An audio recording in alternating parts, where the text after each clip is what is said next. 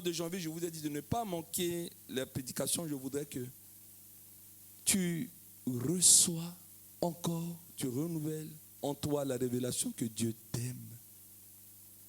La Bible dit, Jean 8, 31, vous connaîtrez la vérité et la vérité vous affranchira. Mais Jésus est le chemin de la vérité. C'est-à-dire que vous connaîtrez Jésus. Quand tu as la connaissance de Jésus, alors déjà, tu sais qu'il t'aime. Ça te délivre déjà de beaucoup de choses. Je ne sais pas comment vous lisez 1 Corinthiens 13, vous, la définition de l'amour. Mais à partir d'aujourd'hui, remplacez amour par Jésus. Parce qu'il est amour. Vous comprendrez. L'amour aime, il supporte tout, il pardonne tout. Et même lorsqu'il commet des torts, il ne garde pas rancune. Regardons le tort que nous faisons à Dieu. Par nos péchés, par nos désobéissances. Il ne garde pas rancune. Hein? On revient vers lui. Mais parce qu'il est amour, il supporte tout. Nous sommes insupportables. Mais insupportables parce que rebelles par nos péchés. Mais parce qu'il est amour, remplacez le mot amour dans 1 Corinthiens 13, vous allez comprendre pourquoi on a défini l'amour de cette manière. Parce que l'amour, c'est Jésus.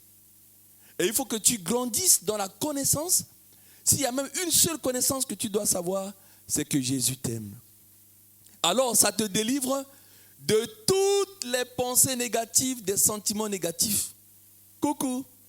Vous savez, le problème du chrétien, c'est le non-exaucement à ses prières.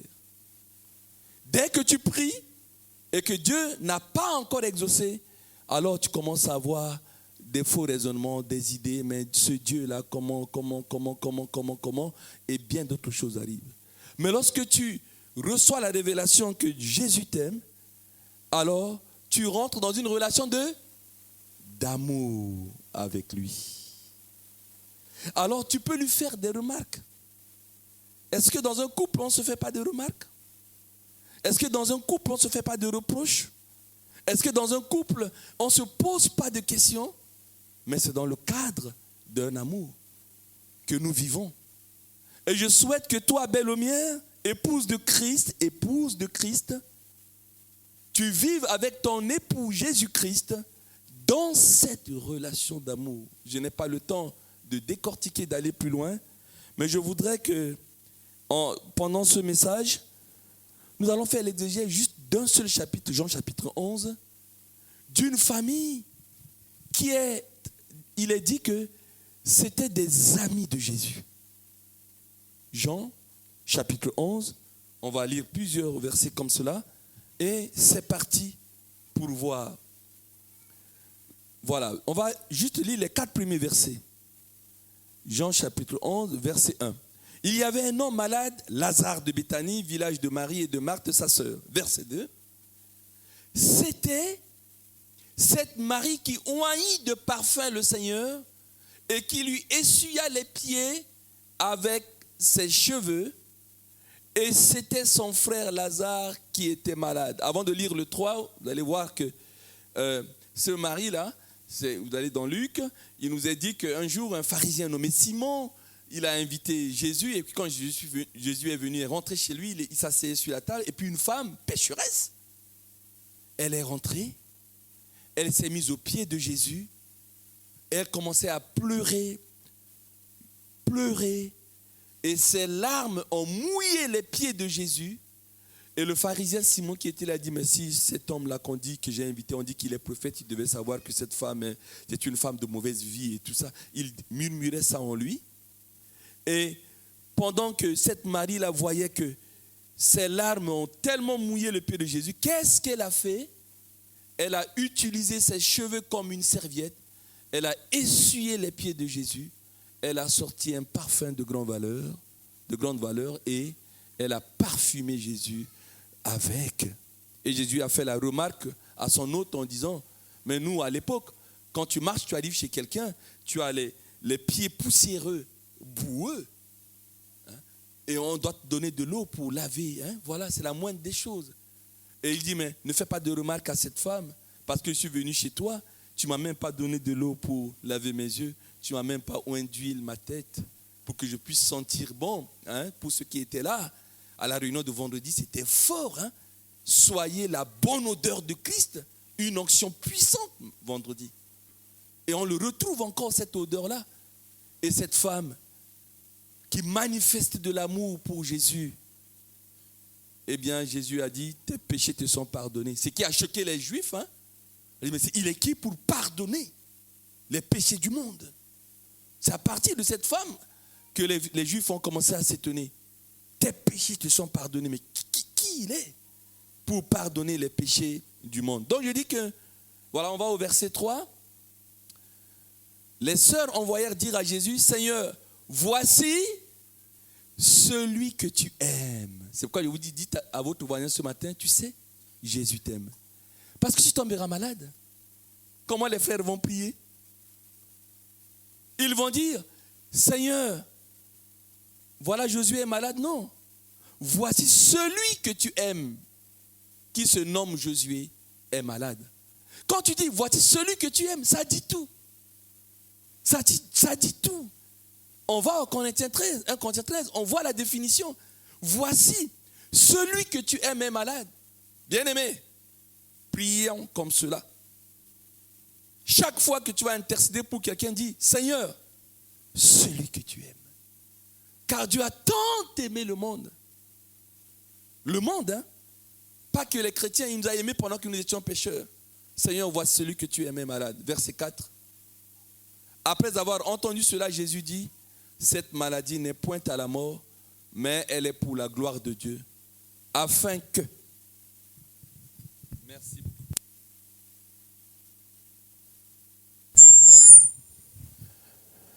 Cette maladie n'est point à la mort, mais elle est pour la gloire de Dieu, afin que le Fils de Dieu soit glorifié par elle. Nous allons y revenir. Pourquoi je vous lis cela?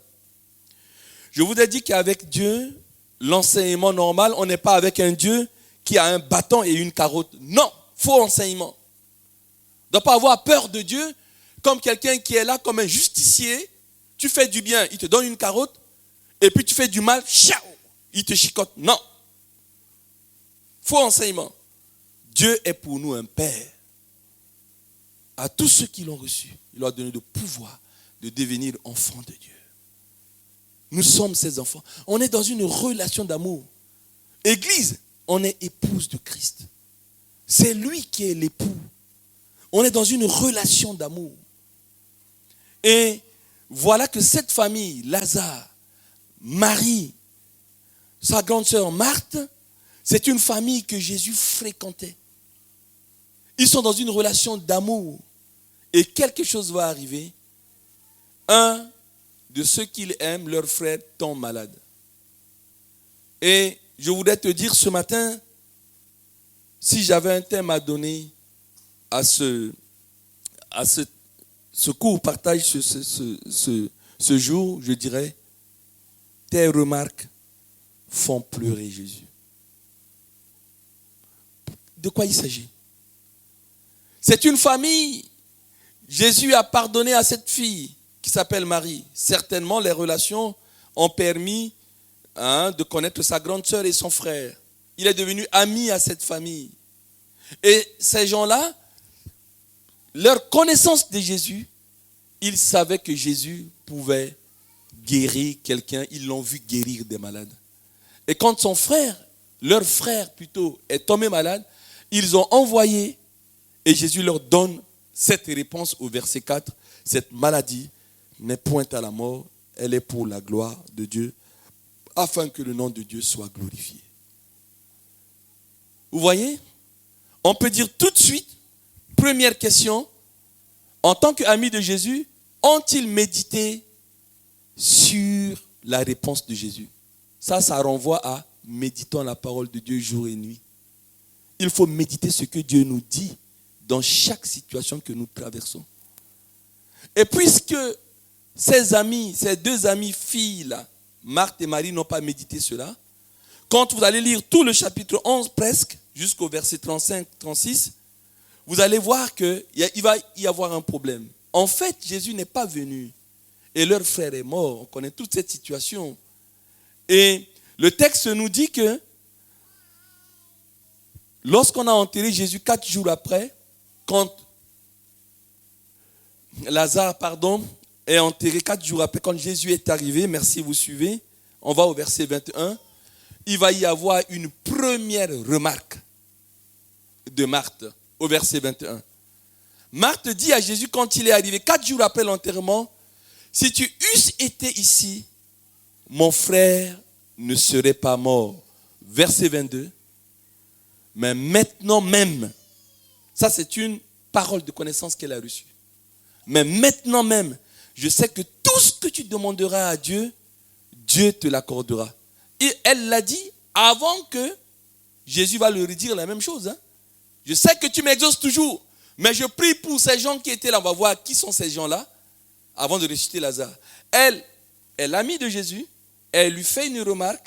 Elle reçoit une parole de connaissance. Elle dit, mais si tu étais là, cher ami, mon frère ne serait pas. Mais maintenant, je sais que tout ce que tu demanderas à Dieu, Dieu te l'accordera. Verset 23, Jésus lui dit, ton frère ressuscitera. Ça dit qu'il veut donner une nouvelle connaissance, une connaissance supplémentaire. C'est quand je vous dis que le chrétien doit grandir dans la connaissance de Dieu. Même s'il est ami de Jésus. Même si nous sommes amis de Jésus, même si nous le connaissons depuis 40 ans, 50 ans, 30 ans, 20 ans, on a été baptisés, on sert Dieu, on a utilisé nos cheveux, ce que je ne crois pas du tout en notre temps, prendre tes cheveux pour essuyer, je ne sais pas moi, les pieds d'un pasteur, ça n'existe pas du tout, on va te tuer sur place.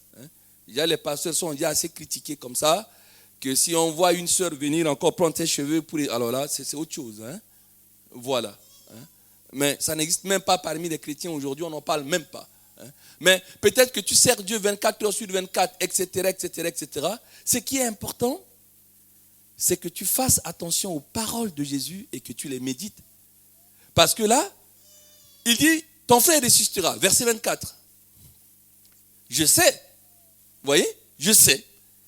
On est toujours dans je sais. Je connais les versets, je connais tout. Je me rappelle ce verset. Je sais qu'il ressuscitera à la résurrection au dernier jour. Non! C'est un nouveau cours. C'est un nouveau chapitre. Nous allons tous à l'école. Aujourd'hui, on voit juste l'addition. Un bâtonnet plus un bâtonnet égale 2 bâtonnets. C'est le cours d'aujourd'hui.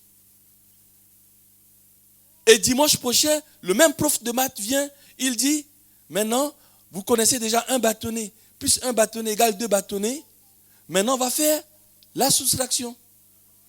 2 bâtonnets moins 1 bâtonnet égale 1 bâtonnet.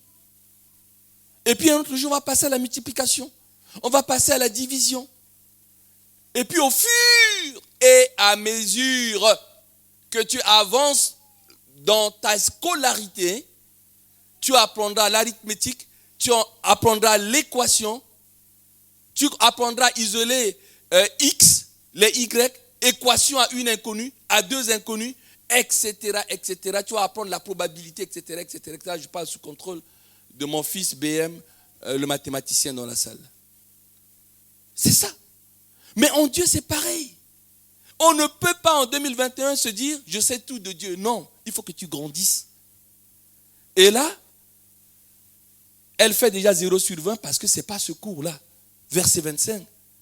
Jésus lui dit, je suis la résurrection et la vie. Parce que Jésus a compris qu'ils n'ont pas médité quand il a dit que cette maladie n'était pas à la mort et pour la gloire de Dieu a fait que... Non, il donne une explication de texte. Celui qui croit en moi vivra quand même il serait mort. Verset 26.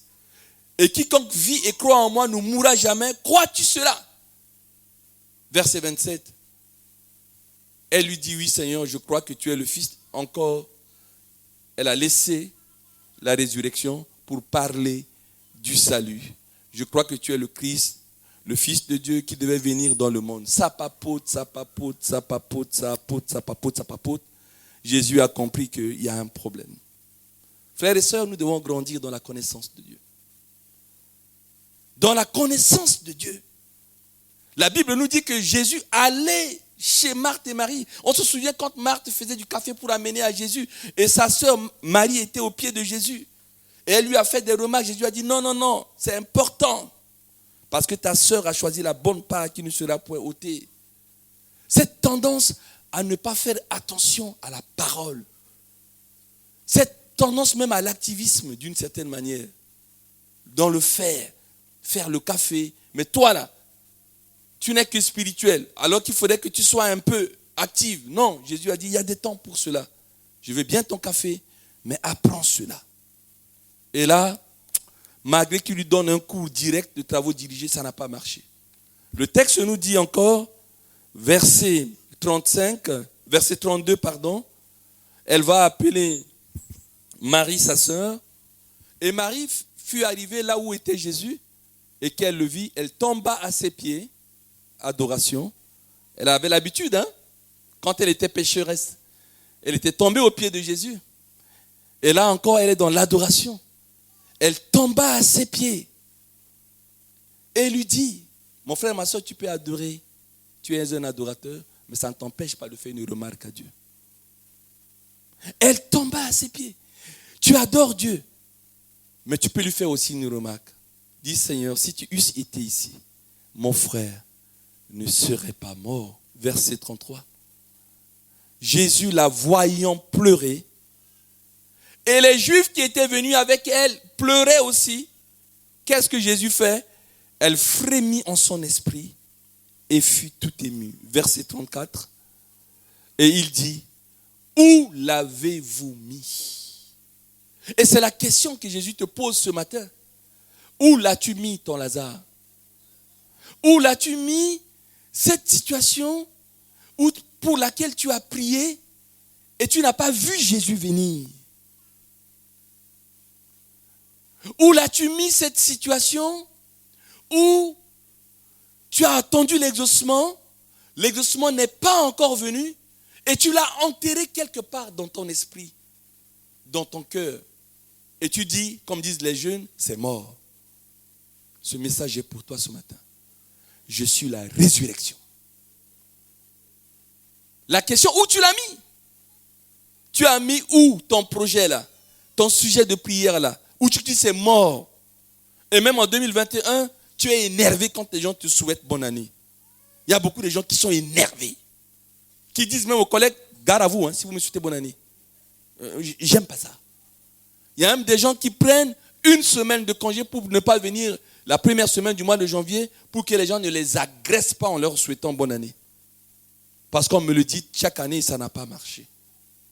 Mais en ce début d'année, le Seigneur se révèle à nous ce matin en église. Je suis la résurrection. Il est prêt à ressusciter ton Lazare. Et le verset 35, Jésus pleura. Le verset 36, quand les Juifs l'ont vu, sur quoi les Juifs dirent, voyez comme il l'aimait. Voyez comme il l'aimait. Oui, Jésus nous aime. Tu l'adores. Mais quand tu pleures là, cette semaine tu as pleuré dans ta chambre, non? Tu as pleuré dans tes toilettes. Tu as pleuré dans le secret de ta vie personnelle. Tu sais que Jésus a pleuré avec toi. Faut pas.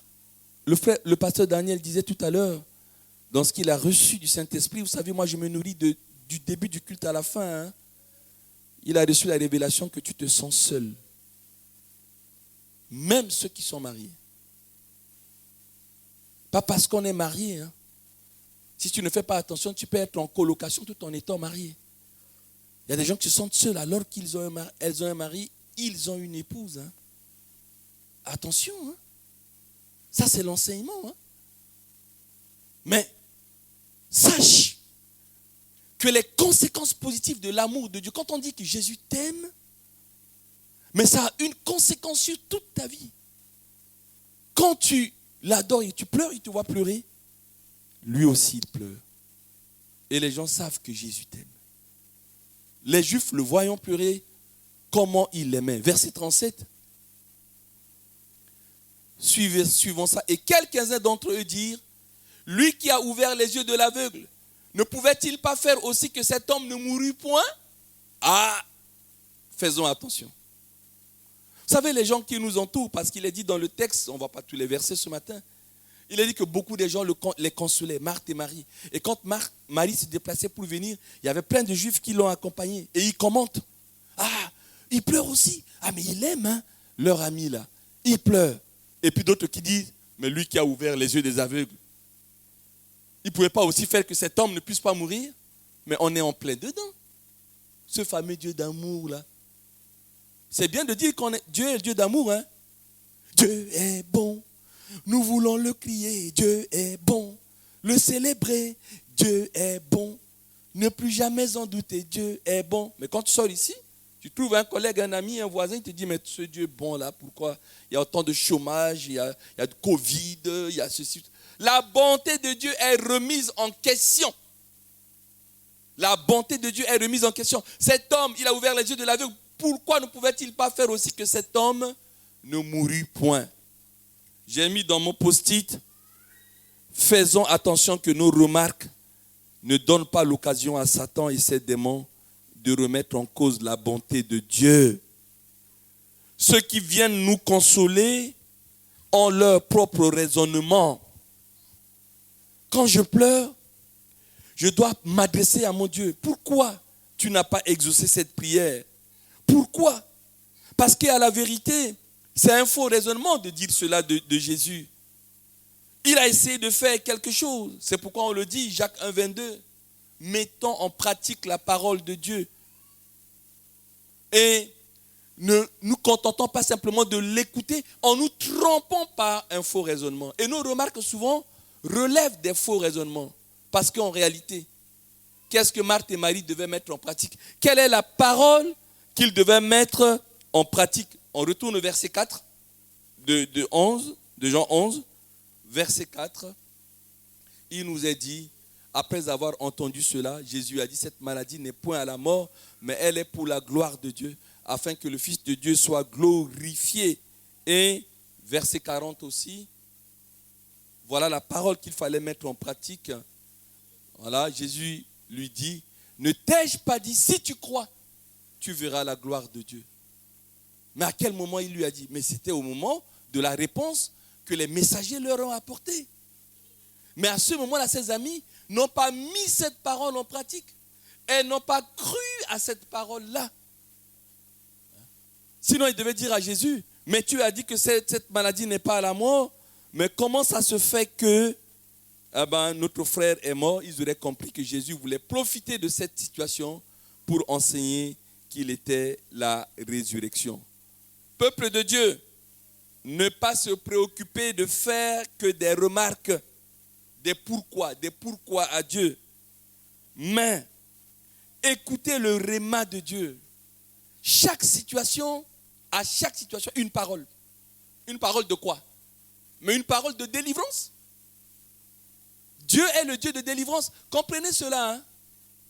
Moi, je n'aime pas cette appellation-là. Moi, j'aurais préféré Genèse 1, Genèse 2, où il n'y avait pas de problème dans le monde. Je préfère ça. Parce que quand on dit Dieu est le Dieu de délivrance, ça voudrait dire qu'il faudrait que tu sois dans la nasse avant qu'il te délivre. Hein? Pour venir te délivrer, il faut que tu sois d'abord dans une situation critique. Maladie, prison, je ne sais quoi. Il est le Dieu de la délivrance. Or, maintenant, Satan retourne les choses. Mais oui, mais pourquoi ça t'arrive? Mais ça nous arrive à cause du péché d'Adam et Ève et qui nous a mis dans la galère. La différence entre ce monde et le paradis, c'est que dans le paradis, il n'y aura pas de problème. Dieu ne sera plus le Dieu de délivrance. Il sera le Dieu qui règne. Et nous régnerons avec lui. Plus de maladies, plus de soucis, plus de divorce, plus de ceci, plus de famine, plus de nanana.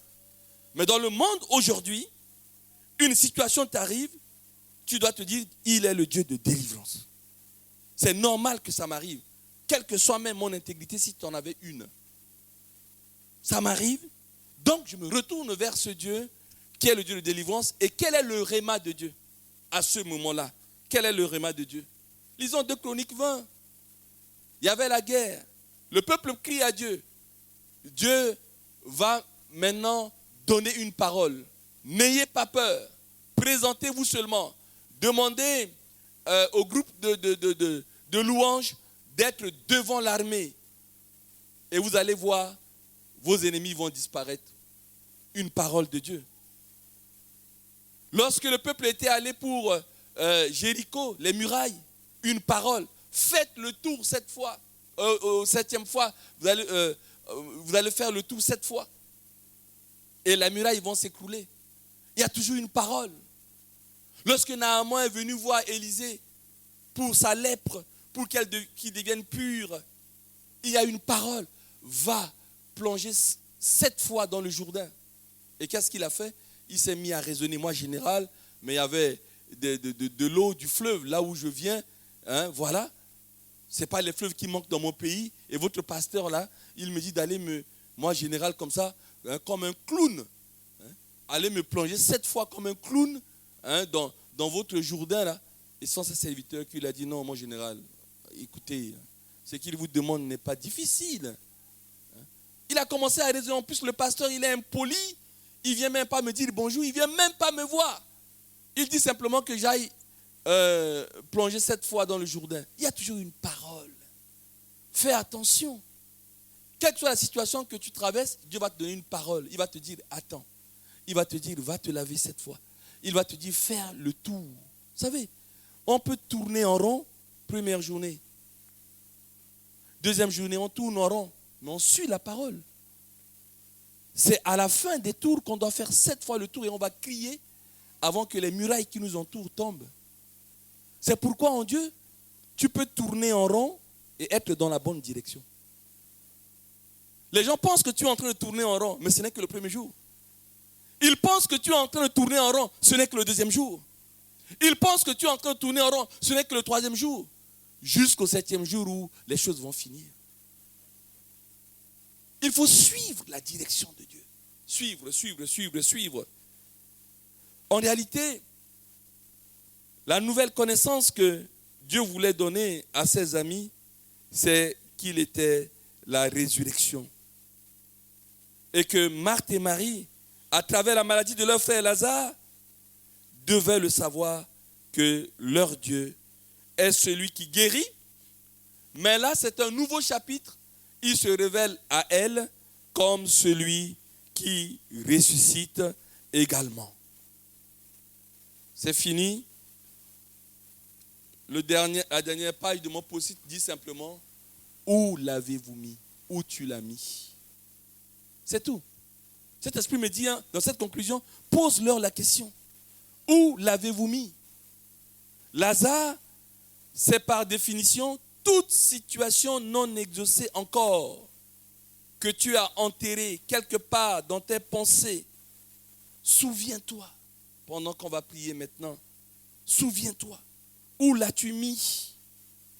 Et ôte la pierre. Pense qu'en 2021, Dieu veut ressusciter ton Lazare. Mais il te demande d'ôter la pierre, primo, et secondo. Si tu dis encore à Dieu, mais le corps sent déjà, j'ai perdu le contact, je n'ai même pas candidaté, non, il te le dit, ne t'ai-je pas dit? Si tu crois, tu verras la gloire de Dieu. Ne t'ai-je pas dit? Amen. Où l'as-tu mis? Où l'avez-vous mis? C'est la seule question. Fermons nos yeux.